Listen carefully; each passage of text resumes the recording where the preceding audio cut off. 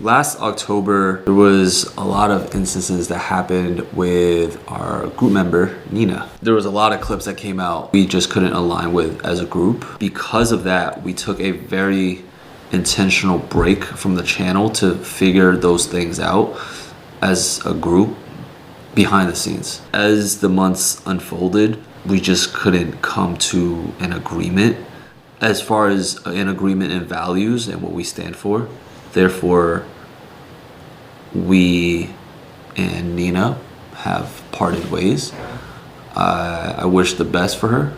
We don't want to go too much into detail. We just don't see eye to eye. Don't get me wrong, from the beginning to when we had Nina in the videos, there was countless videos and memories that we all made together. Like, I don't want it to discount any of that. I mean, ultimately, I think at the end of the day, it's just like our values don't align. Yeah.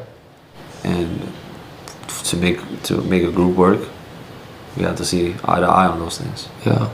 So that is all. Yeah. We've really tried to make things work.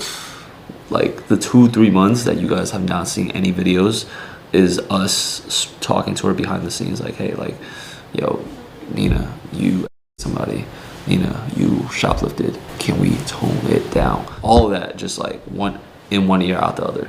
You know, one of the things that made it hard for us to continue as a group was that it always had to be her way. She's going to obviously argue the other and be like, no, that's not true. But there was something that I thought was wrong in terms of value. Like, hey, maybe it's not okay to do that to a mom who's out in the salon or whatever. Maybe it's not okay to do that at Target. Maybe it's not okay to do that to a taxi driver. There's a lot of things that weren't okay, and it would always be, well, I'm gonna do me.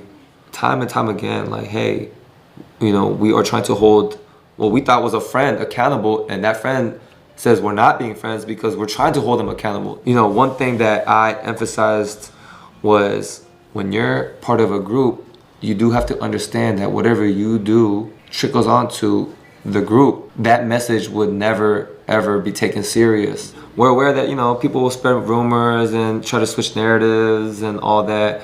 But this is the last time that we're going to address this. As little back and forth as possible for our mental health, for our peace of mind.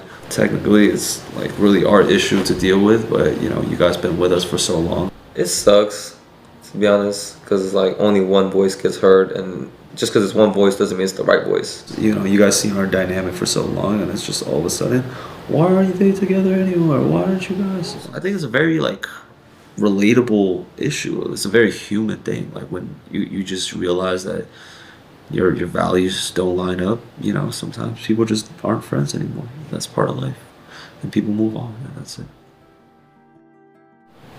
We're gonna keep it pushing, and you guys might be seeing some familiar faces on the channel. Look forward to some new content soon. Nina Lin, one of the worst streamers that we have ever seen in the history of streaming. The same woman who was essaying random people. The same woman who was shoplifting in random stores in spite of being a millionaire. The same woman who just cannot keep herself out of controversy. Every time she streams, there's always drama, there's always nonsense, there's some kind of stubbornness, there's some kind of rudeness about her that would never ever change. But those two people, Edward and his roommate, were always by her side. And even them have now disowned her. They describe the same thing that people have been saying for a long time, that Nina Lin refuses to take accountability, refuses to apologize, refuses to even try to be a better person. Listen, being disowned by your friends, by your own roommates is not a nice thing. But this might just be the wake-up call that Nina Lin needs right now.